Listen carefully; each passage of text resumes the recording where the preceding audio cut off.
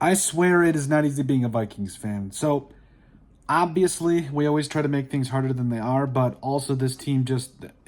I swear they do it to just get a rise out of us. Maybe they enjoy us having heart attacks pretty much every single game, but it is what it is. A win is a win, and 9-2 is 9-2. But that does not come without the couple of things that we took away from it, or at least the winners and losers from the Minnesota Vikings versus Chicago Bears Week 12 matchup. So, first off, we're going to start with the winners. John Parker Romo has done a fantastic job of coming in and being that dude, and coming in back. Back-to-back weekend, like kicking big time field goals. And I understand that he shouldn't have had to come in and kick the field goal in overtime, but it is what it is. We'll get into that a little bit, but John Parker Romo, to me, has been such a huge addition to this team, and he has answered the bell for him when the team has needed him. Aaron Jones, now, obviously, his fumble wasn't great, and it did take him a little bit to get going, but overall, finished the day with 22 carries for 106 yards, also had 3 catches, including that big one on third down thrown to him by Nick Mullins. And like I said, Aaron Jones just really showed that he still has a little bit of pep in his step, and he's looking really good. Sam Darnold, so again, I understand that the offense as a whole did not look like amazing. There was some things that they could have done better to put this game away, but Sam Darnold had himself a game again. 22 of 34 for 330 and 2 touchdowns, constantly getting his team in positions to score and win the game at the end there. And so Sam Darnold, hats off to you, man. Honestly, the player of the game might be Jordan Addison. 8 for $162 and a touchdown. Justin Jefferson was silent, but that did not mean that Jordan Addison was not getting his. And that's exactly what you want to see, where the Bears are going to put their number one corner in Jalen Johnson on Justin Jefferson. But the question is who else is going to step up? And Jordan Addison was that guy. Speaking of stepping up, good to see T.J. Hawkinson having himself a big time game. 7 for $114. And so between Addison and Hawkinson, I mean, they had the lion's share of the Vikings receiving yards, and it's big when you have a guy like Justin Jefferson that demands that safety help over the top. It does free up guys like Addison and Hawkinson to come in and do their thing, and just nothing but fantasticness there. Jalen Naylor caught that 5-yard touchdown, redeeming himself a little bit for last week. That was good to see. Also, Jonathan Grenard. I mean, at the end, the Vikings defense was gassed.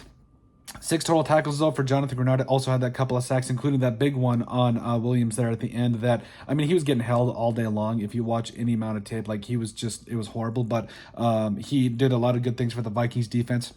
He continues to bring pressures and be that guy. And yes, he came away with a couple of sacks. Andrew Van Ginkel also had a sack.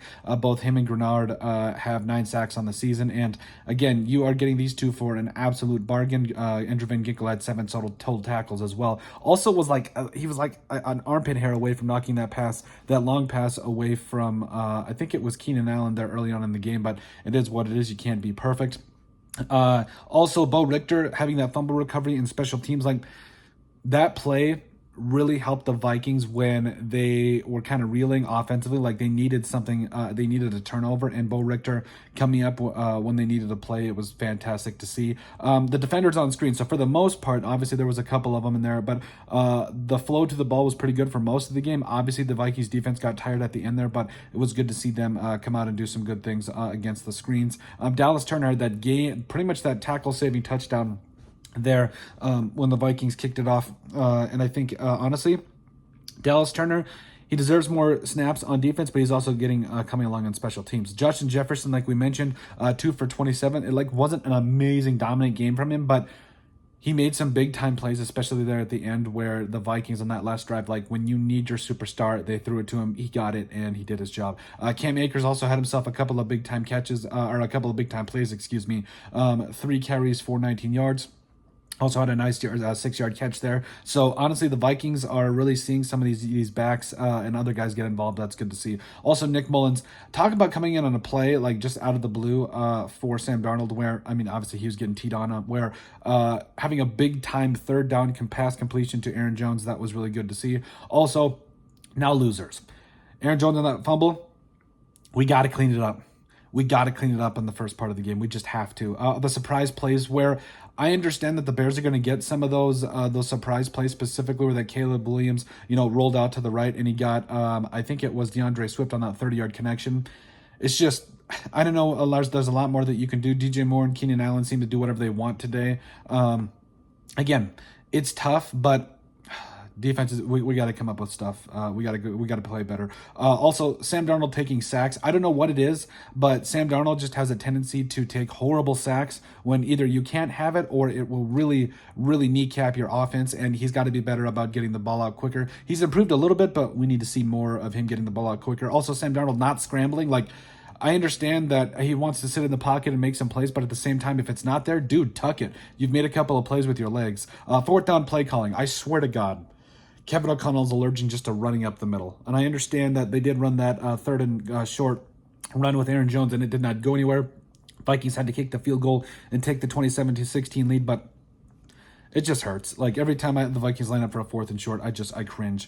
Defenders on screens. So it goes both ways. Yes, they were great, but also they were horrible. When you talk about that DJ Moore touchdown there, that essentially tied up the game at the end. Also, just, I understand that defense was gassed, but you got to be able to make those plays, especially when the game is on the line. Harrison Smith, that missed sack at the end there, I think it was for that touchdown. Or maybe it was the 2-point conversion. I think it was for the touchdown, but he missed a sack there that really could have made things either a lot for the Vikings, but it is what it is there. Special teams. So I understand that Bo Richter made a great play on that punt by the Vikings. The rest of it was god-awful, pretty much. Like, obviously, John Parker Romo did his thing, but I mean, from the really long kickoff return that really made it easier for the Bears, as well as that onside kick, just good Lord, like, special teams, we got to figure it out. And then finally, O-line, where Sam Darnold was sacked 3 times, and some of those, like, probably 2 of those were his fault on holding on to the ball for too long, but he was under duress again. And I understand this is a new offensive line, and there was David Questenberry was in a little bit. I think it was Cam Robinson that was out for a little bit, but overall, offense, we got to step up a little bit, especially on that offensive line. We got to help out Sam Darnold. But hey, 9-2 is 9-2, and the Vikings are, a win is a win. But at the end of the day, that is our latest edition of Winners and Losers for the Vikings. Let us know what you guys think. Make sure you guys like, comment, and subscribe down below, and we'll see you on the next video.